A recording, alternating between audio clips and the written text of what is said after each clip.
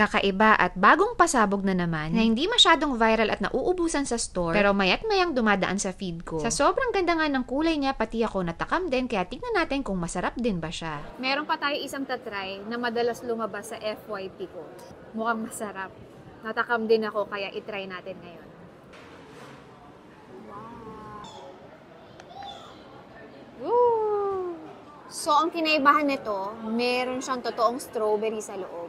Ganon din, may katayfi din at pistachio. Wow! Exciting!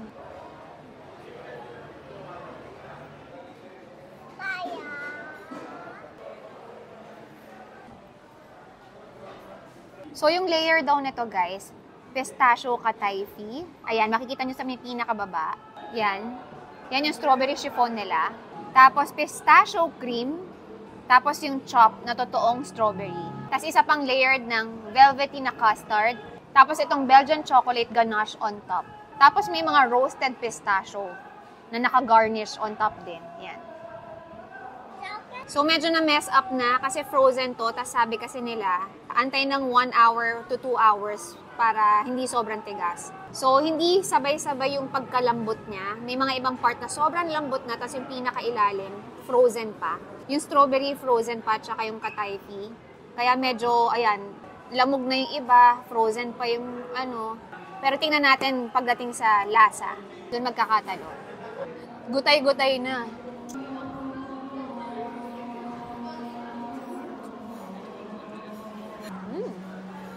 Masarap to guys ha. Though yung hindi na maganda yung gutay-gutay na, hindi na siya maayos. Ayan, warak-warak na.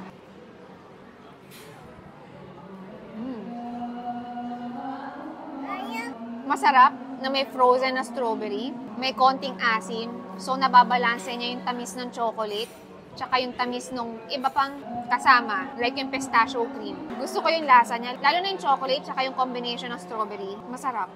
Kung papipiliin ako sa lahat ng natry ko na may kasamang katayfi, mahilig kasi ako sa strawberry, favorite ko kasi strawberry. So medyo, ito yung parang top 1 ko. Tapos yung second ko, yung konti lang yung layer.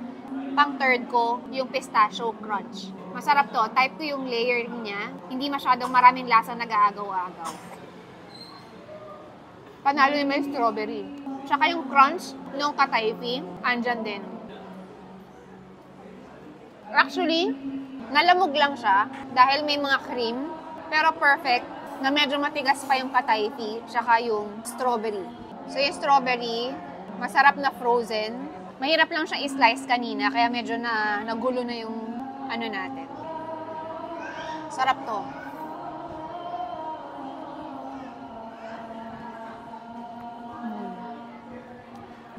Itong strawberry chiffon nila, try natin ng solo. Kahit yung strawberry chiffon nila, masarap itself na. Parang may tamis ng konti, na hint ng alat at asim. Sarap.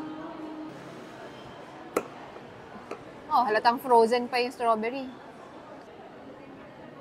Matigas-tigas pa yung strawberry. Yun din yung nagpa-solid sa kanya eh. Kasi masarap ng malamig-lamig pa yung strawberry na makakain. Ang hirap lang i-slice kanina. Struggle.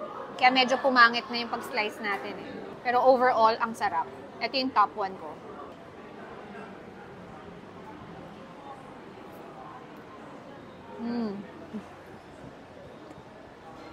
Woo!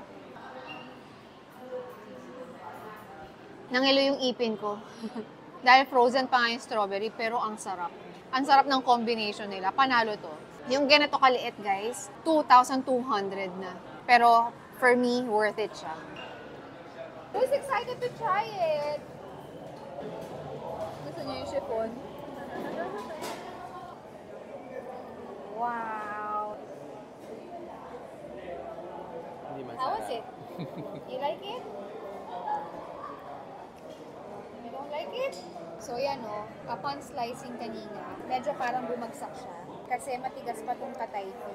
Tsaka yung strawberry na frozen. Tapos ito, malambot na yung iba. Kaya nahirapan kami slice.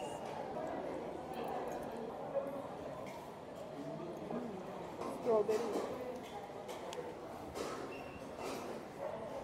So, yun lang guys. Pag may nakakasamang pistachio, yung talagang nuts, sa every bite mo, malalasahan mo yung pistachio. Pero, pag wala yung pistachio na buo-buo, yung cream lang, hindi ko masyado malasahan yung pistachio. Pero, hindi mo naman naubos. Sarap eh.